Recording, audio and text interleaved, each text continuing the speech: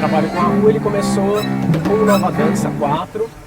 Bem no princípio, uma das primeiras coisas que a gente fez, e foi até mesmo por acaso, o grupo tinha acabado de se formar, era mais ou menos 1997, e na época ainda éramos só os 4, Diogo, Granato, a Tica Lemos, a Lívia Seixas e eu, e a Kito como diretora.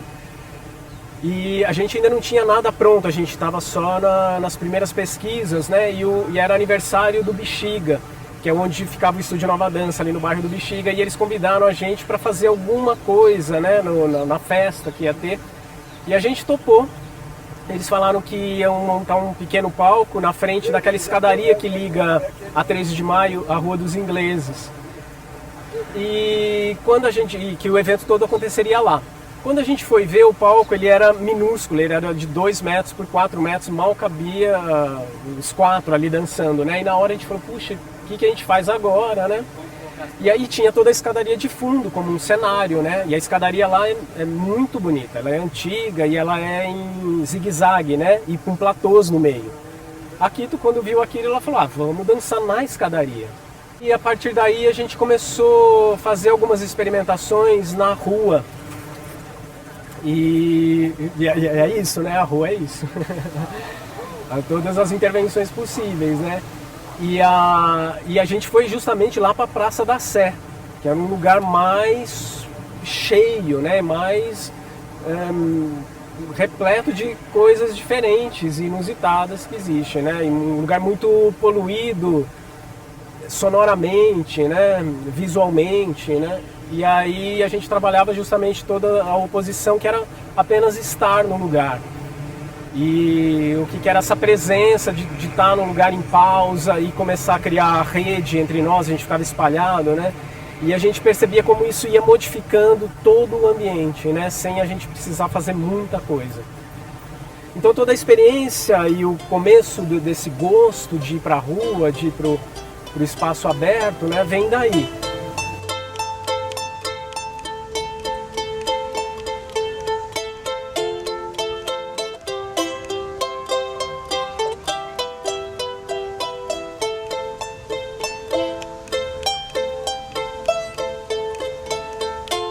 Em 2006 foi quando surgiu o Damas em Trânsito, e cada um vinha de um lugar muito diferente. A gente falava, vamos no primeiro momento a gente se conhecer, o que seria trazer essas memórias, né, de cada um, o que é a vida de cada um.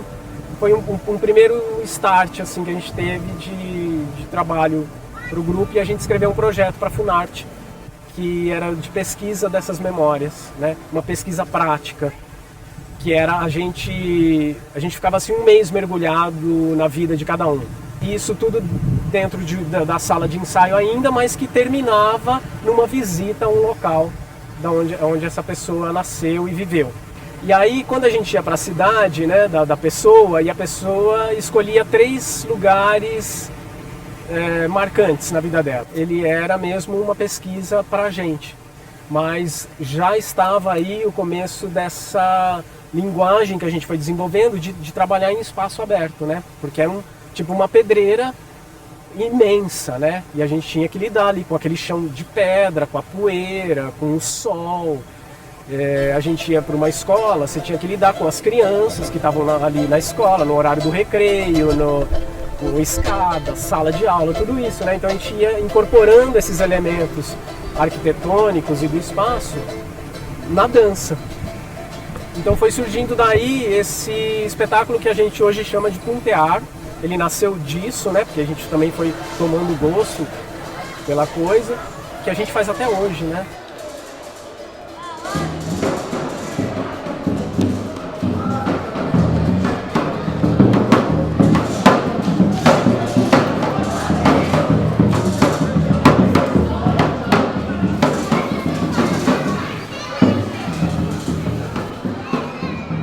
Foi um lugar do outro, começou a ficar muito forte para a gente essa questão do espaço público, né? O que é público, o que é privado, porque quando a gente vai para um lugar dançar, ele é de todo mundo, mas ele não é de ninguém, né? Então ele é meu, eu tenho esse direito também de fazer, mas qual o direito que eu tenho de atrapalhar o outro que está no fluxo? Porque a gente via muito isso, né? Tinha gente que passava e falava, puta, vocês estão atrapalhando, que coisa chata, vai fazer isso em outro lugar. E ao mesmo tempo que você tinha gente que parava e falava, nossa, que maravilhoso, ganhei o dia, né? Vou para casa feliz. Então essa questão do que é público, do que pode fazer, do que não pode, né? Como é conviver, principalmente numa cidade, numa metrópole como essa, né? E ela, nesse caos, ela se organiza e funciona. Porque a gente tem algumas regras que a gente segue, né?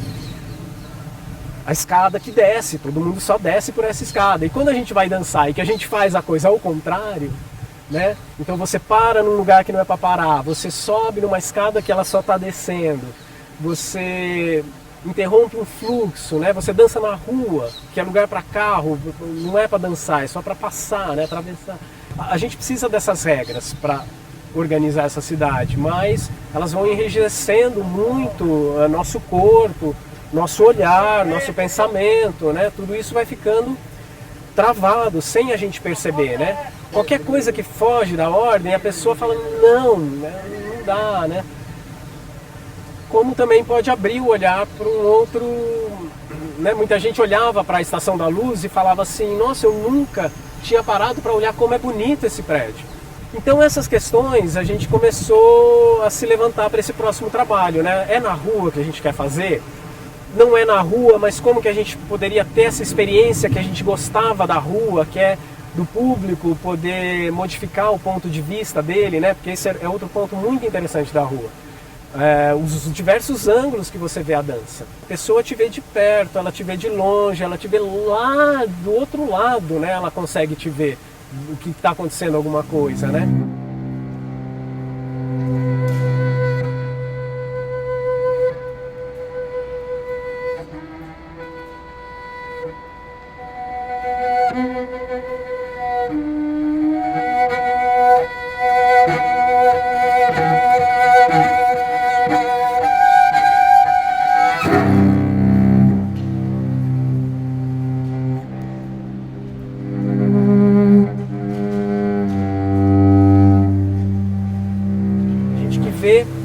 Passando no caminho, isso me chamou muita atenção. Eu falei, nossa, que interessante, porque como é que é ver dança em movimento, né? Não só parado, mas o seu corpo está em movimento. E isso acontecia com esses transeuntes, né? Eles não paravam para olhar, mas eles olhavam e continuavam andando. Juntou-se a isso também todo o questionamento que a gente estava tendo com o grupo, do que é público, do que é privado, do que é grupo, do que é individual. E o que é essa convivência? Porque toda a criação ela é coletiva, o gerenciamento do grupo, a produção, tudo é coletivo. Então a gente tem uma troca muito forte de diálogo, de experiências, de desejos, né? E o que é lidar, como é lidar com isso? Então a partir desses questionamentos é que foi surgindo um lugar do outro.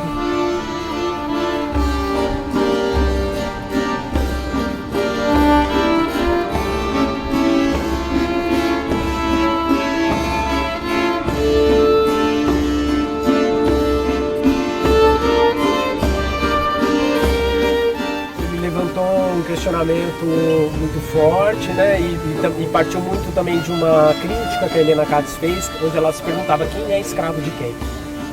Eu questionava muito isso, eu falava, se a gente deixar o público solto dentro desse galpão, não necessariamente eles vão ficar livres.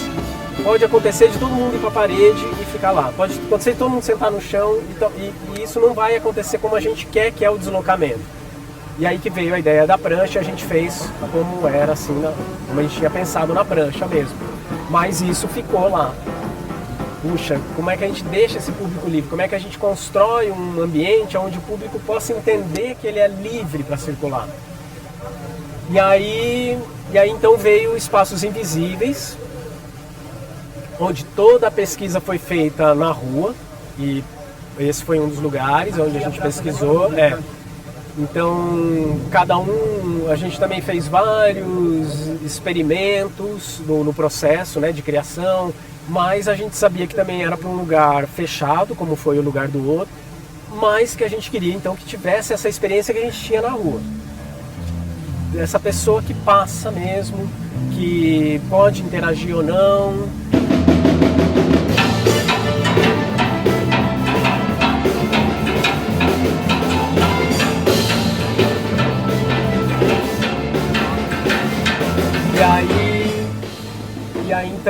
veio a ideia das bicicletas, veio a ideia de espalhar, né? Fazer um primeiro momento onde várias cenas acontecem simultaneamente em espaços variados, e a gente tinha como possibilidade do público ele entrar caminhando, ou ele pegar alguma das bicicletas que tinham lá da produção, ou ir com a própria bicicleta, como aconteceu, né? Porque a gente já divulgava isso, ou pranchas, sentar na prancha e também ter essa possibilidade desse, vamos dizer, conforto, que é você sentar e se deixar levar.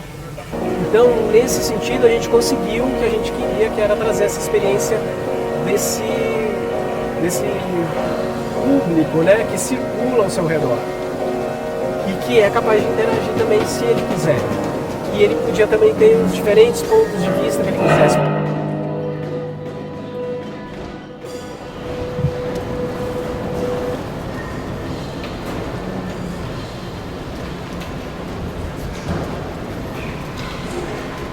Você sentir um som que viaja, né? Ele passeia pelo seu lado, ele circula, de uma dança que se aproxima, você sente o vento, você sente o toque, e a voz, né, que falava para você só aquela frase ali. Então, era essa experiência que eu queria trazer para os espaços invisíveis, né?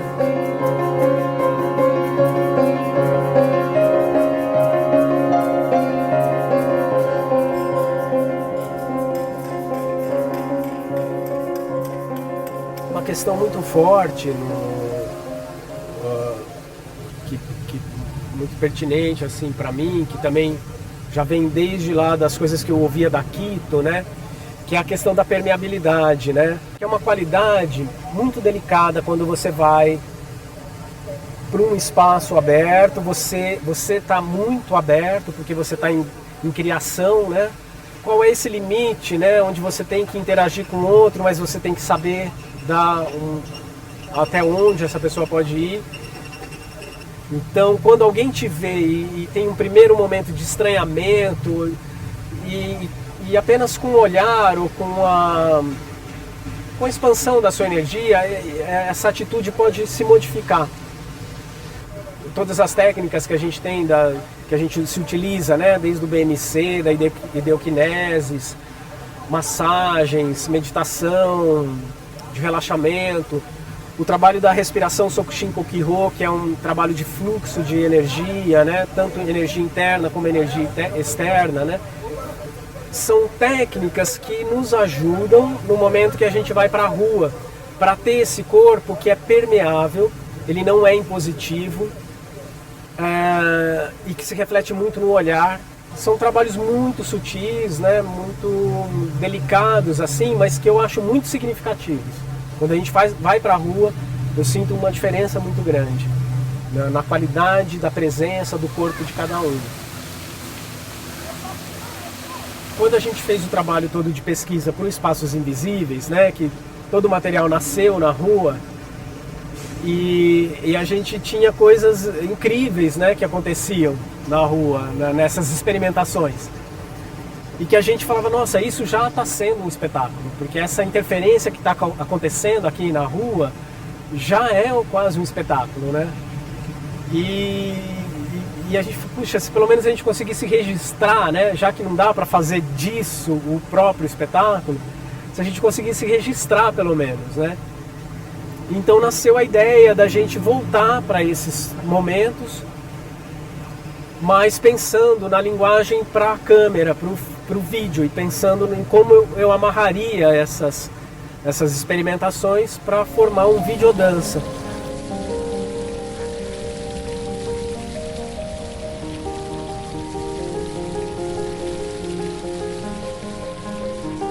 Agora te achei de vez no meio da multidão. Numa dessas experimentações, Te achei no espelho. no começo, já isso era final de 2013, a gente foi fazer uma cena com a Laila, e era um dia que estava um dia ensolarado, a gente saiu no Anhangabaú para fazer, e de repente fechou o tempo, caiu um pé d'água, mas daquele muito forte, uma chuva muito forte que alagou tudo, e tinha um bueiro do nosso lado que pulava forte, assim, parecia que ia explodir mesmo, assim, era uma grade de ferro pesado.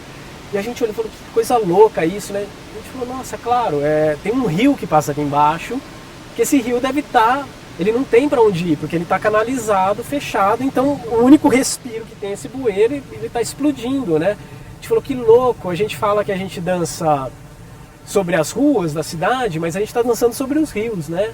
Muitas dessas ruas são rios que estão canalizados, que estão mortos. A gente falou, que louco isso, a gente tem um monte de rio que não existe, né? Que ele está sem vida. Que loucura é essa, né? E aí isso ficou muito forte.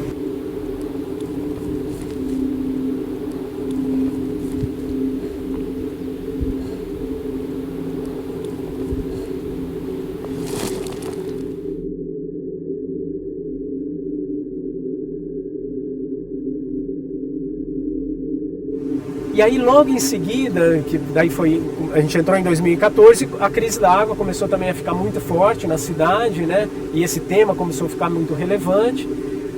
E a gente fazendo um vídeo, e aí o tema da água começou a construir a própria dramaturgia para a gente, que era o que a gente precisava para alinhar todas essas experimentações, né? Me marcou muito logo no começo, que eu ouvi assim, é que para algumas culturas a palavra água é o mesmo que afeto.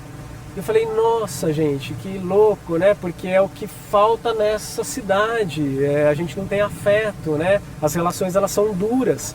Elas também estão mortas como os rios, como a água daqui. E aí, eu falei, que louco que a cena da Laila, quando ela senta, coloca a cadeira e uma pessoa senta de frente, e que foi uma surpresa para mim, uma pessoa sentar ali. Eu falei, claro, as pessoas precisam disso, elas carecem desse olhar. E não é nem um toque, era só um olhar que a pessoa tinha frente a frente, né? E muitas dessas pessoas se emocionavam, saíam de lá falando, nossa, que louco, eu tô arrepiado. Quem que é essa mulher? O que ela faz? Vinham perguntar para mim, depois ela é cartomante, o que é? Porque, nossa, eu tô mexido. E era simplesmente um olhar no olho, né? Era simplesmente a atenção, é esse afeto que não existe mais.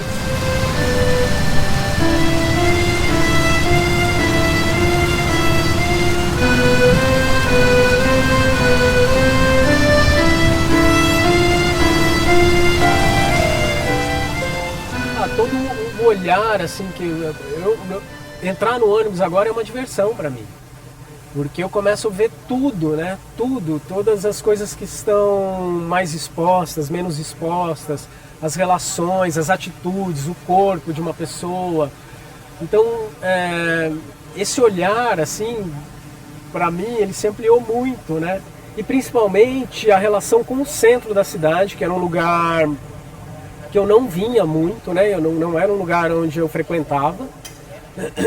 E por conta desses primeiros ensaios, e que agora também a gente ensaia na Olido, que é aqui no centro, o centro da cidade virou minha casa, né? Então a gente vive lá, todos os dias eu venho para cá.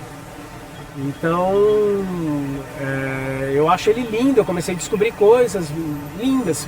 E o filme, o que mais me surpreende é que o filme, a maior parte dele foi feito aqui no centro da cidade, mas muitas outras cenas foram feitas em mananciais, porque a coisa da água tá ao redor aqui da cidade também.